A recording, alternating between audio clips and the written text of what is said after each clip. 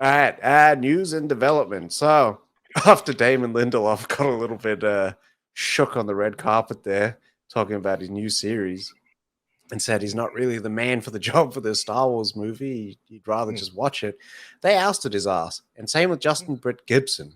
So they've departed the untitled Star Wars film over there at Lucasfilm. And Stephen Knight has jumped on board, making him one of the most in-demand writers and developers and creators right now in Hollywood, because he's got a couple of other shits that's going on that we'll get to further on down the list. So Apple, weirdly, has rumored that they're going to start investing money into theatrical exhibition. Now, not any like just normal, I'll put a little 2 million here, I'll put a little 3 million, $1 billion right off the bat. So Apple historically is more in the acquisitions as of late. That's what their kind of the supply has been like movie wise. But now putting $1 billion in for original spec scripts and whatnot would mean that they want theatrical exhibition exclusively in thousands of theaters across the world for a minimum of 1 month. A minimum of 1 month exclusivity before it hits their streamer, which is a wild pipeline, but also one that would, if successful, make them one of the most popular and part of the zeitgeist streamers and film production studios in the world. That's nuts. That's putting your money where your mouth is. You know what I mean? Like, honestly, what the movies compared to watching it at home, it was amazing watching it in the cinema. Like, amazing. Yeah, they using the Disney Plus stream in the movies, but still, it was really, really good. It was. And I think there's a lot more movies that would hit more at the theater than at home, even if they had the shorter like exclusivity window. We've seen that with Knives Out 2. People went crazy that it was only in cinemas for a week. You know what I mean? And it hit the top 10 and it was a limited release. So that per theater average would have been massive. That's only like 2/3 of the pipeline, because we also need the physical media for a lot of these streamers, including Disney, who still hasn't put Prey out, weirdly. I don't get that. But anyways, Scott Rogers, who did the stunts on John Wick 4, also talked about the scrapped Batgirl sequences. Now, he was talking about Brendan Fraser, keep fucking his name up in his Oscar. He's going to come for you with the whale suit. They should just do the whale. Jesus. After he levitates into the light. Anyways, spoilers. Killer, man. That's what's going to happen. Killer whale. It's the sequel to Tusk. Is that why Scott Adkins' name is Killer? Seriously. Maybe. Because he's giant. Wow. That's what you get here. Wow. That's what you fucking get on this podcast. You heard it here first, motherfuckers. Deciphered. Scott Adkins. We got it locked. All right. So all the way over there in Scotland, they were doing these stunts, right? And this guy, Scott Rogers, was talking about some of the stunts that they did. They were shooting 40-foot flames out into the sky. There were sequences with Brendan Fraser and a flamethrower fight. There was a fire truck and motorcycle and wheelies in front of the flames and all sorts of wild shit. This guy, Scott Rogers, is like, I'm sad that we'll never get to see those sequences that we did. However, I've learned so much that I can then take those sequences and put it in another movie, at which Warner straight away filed an injunction, stopped us. I'm joking about that last bit. Stop You know, the best thing that I saw in that article was him saying that like there was no superheroes in it. There was no metahumans in it. This was all like just regular people fighting regular people. So that sequences were so grounded and so real and whatnot that it just. And when you think about it, that would have been 87-11, right? Exactly. Which would have been doing the fights the action sequences, the training, all that sort of shit. I'm a little bit sad. A little bit sad that we're not going to see it. Know what I mean? But hopefully this is back for whatever Needs to comes do the next. Batman now. Yeah. Yeah, he does. The other one. Yeah. Pattinson doesn't seem like he can fucking fight at all. Oh. How does Batman get thugs? How does Batman get beaten up that much? He's the Batman. It's not like it's the first year Batman. This is the second year Batman. Yeah. He's got a whole 2 years under his belt. What are we doing? You just want to get beaten up? But who was he fighting, like, seriously, before he was Batman? Was Alfred training him? They don't go into that sort of shit. Or was he just at his private boys' school fending off Jeremy with the fucking anaconda? You know what I mean? Jesus. The news from like 20 years ago. Yeah. They called it the anaconda. What's his face? He Batman Year One, he's literally out on the streets, beanie, what's his face? Streetcar Named Desire, leather jacket, and jeans. Yep. Beating up people. And that's how he's doing it. What was he called? He was called the Stranger? Or the Drifter? Jesus. The Drifter. Yeah. Yeah. The Stranger. Yeah. Yeah. That's how he honed his skill. They need to go into that shit. They really do. That's why, like, sometimes it pays off when you see the training. Mm. Know what I mean? So season 2 of Taboo has been announced. One of the O's just like, just as like a little sort of offshoot of what they were saying. And season 2 of Taboo, we're developing that, should be shooting in 2023. And O's is like, fucking what? We've been waiting for like 6 9 years. 6 years. Yeah, 6 What, years. mate? Yeah. It's like, and maybe we'll get some more Dickens in there too. Like, what? Go back to the Taboo shit. But apparently the issue is scheduling. And of course, like with a cast like that, where would you find the time with Venoms being made and all this other shit? Yeah. Tom Hardy's too busy doing the Pan Ams for BJJ, man. Yeah. That looks mean. Yeah, he knows. Some crazy news. So, hot off the heels of Magazine Dreams, setting a date for December 8th this year, which looks like a big awards contender. Like, it's one that we haven't really seen much of. It's had its debut on the seasonal festival track, but hasn't actually hit wide screens just yet. John Majors got arrested in NYC, allegedly for domestic abuse and the strangulation and assault of his partner. They don't actually confirm, but they said their situation was domestic. It's sad news because Jonathan Majors is such a talent. You know what I mean? And he's one of the fastest rising stars in Hollywood. And I don't want to see him kind of silenced or that career cut short because of the impact that he has in the films that we watch. And he's fucking got it. The O's got the talent. Like, he's got the acting bug as well. Yeah. And he seems so humble in his interviews and whatnot. It's just, this seems out of character. And I'm not defending him because I don't know what kind of happened. I wasn't there in that hotel room, and I wasn't a police officer on the fucking scene either. But I just, yeah. Hopefully things get cleared up. That's what his lawyer said. He said, we're going to clear his name and we're going to clear this up. So, yeah, there's some reputational damage that kind of needs to be waxed clean. So we'll see what happens. More on that later in the year. We'll see.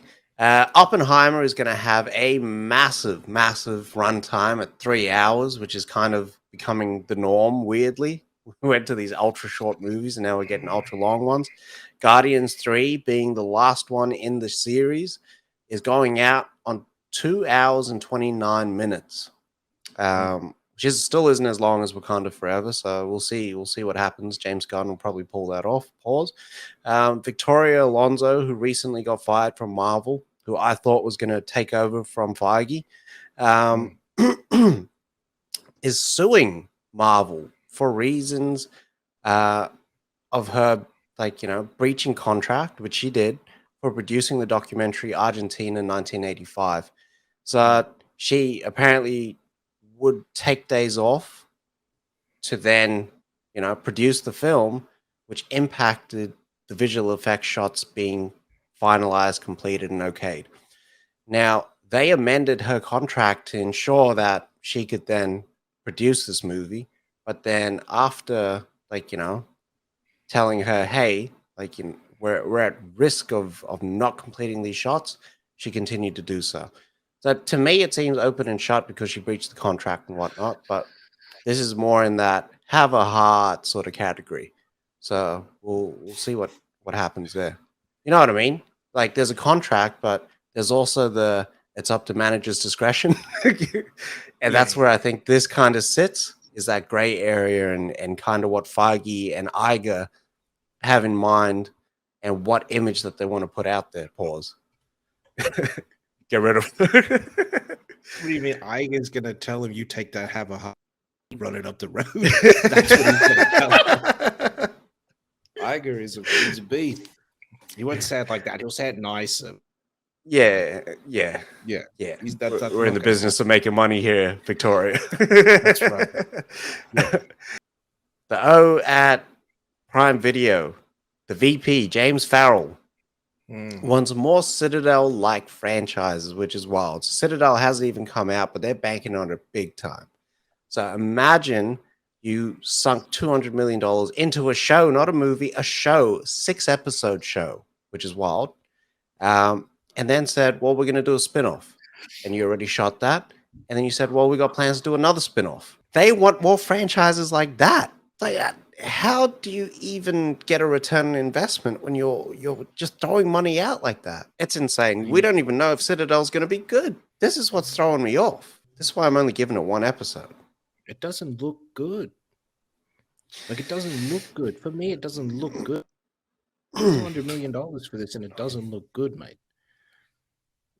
And you've only got 6 episodes. Like, you've only got 6. It's 100 to make a bloody Game of Thrones season.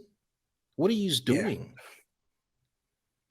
Yeah. Amazon has got money, and they're throwing shit at the wall and seeing what sticks. Like, it doesn't make sense to me. They're running their streaming service. They're running like the Amazon business. You can't run the streaming service like that. You can't offer everything. That's down. It's okay, we're going to give you this, and we'll give you this, and this, and this, and it's just too much. And people are just like, no, it's too much stuff over there. I don't want to watch any of the stuff over there. That's true. Anyway.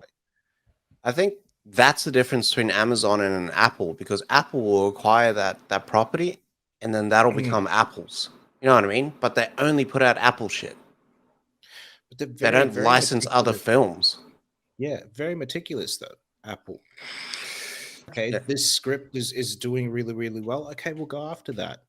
And we'll get a really good director, and we'll get a really good star. We'll build it around them. And we'll wait. We won't do anything in between there. We will wait. Like these guys, I still think that Rings of Power is going to come back and just bite them. They got 4 more seasons in the tuck. I doubt they even have that. Snyder's Rebel Moon, apparently the vocal re-recorder was saying that he did edits for both the normal version and the extended R-rated cuts. So it's more than 1 movie, like it's 2 movies. So they haven't even confirmed, okay, Rebel Moon Part 1 comes out Christmas.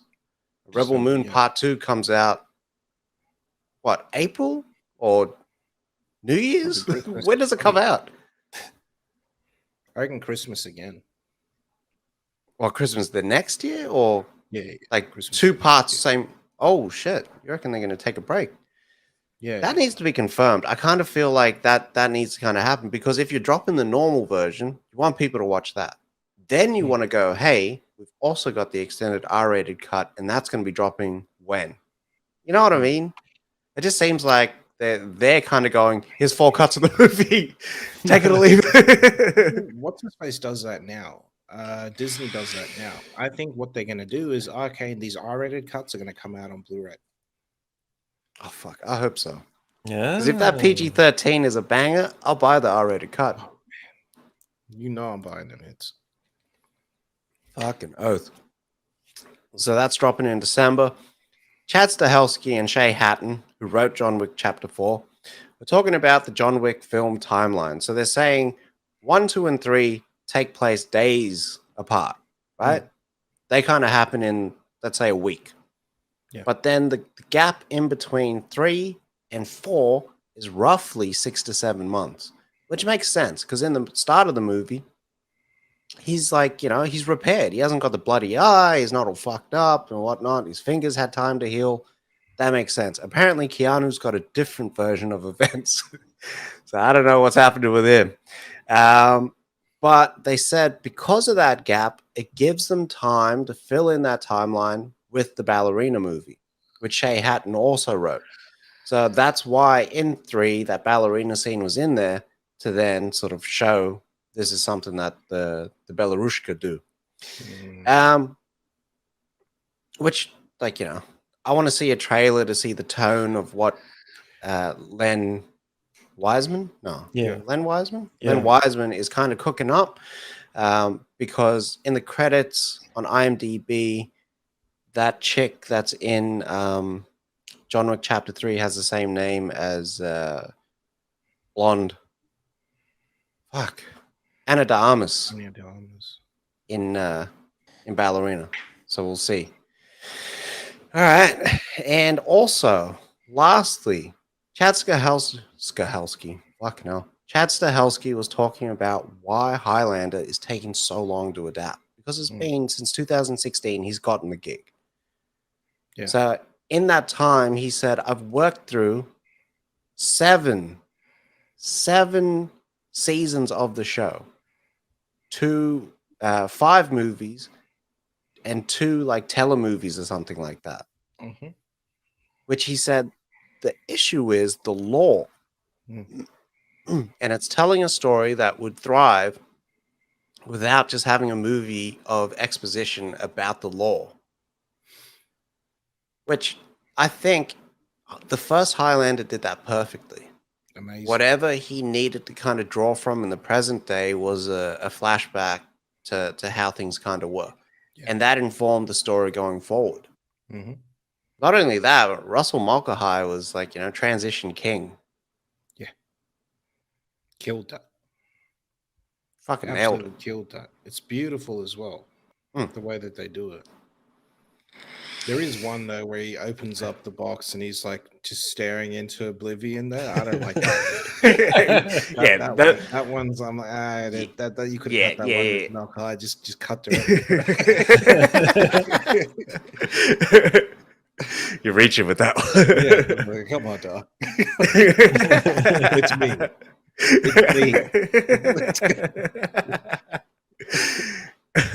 But I'm excited for it, man. Whatever Stahelski's cooking up is going to be quality. And like no doubt, because of John Wick 4 working on his storytelling, he's now looking at that differently. So incorporating lore that you have seen before but haven't seen before in a different way takes time. Quality takes time.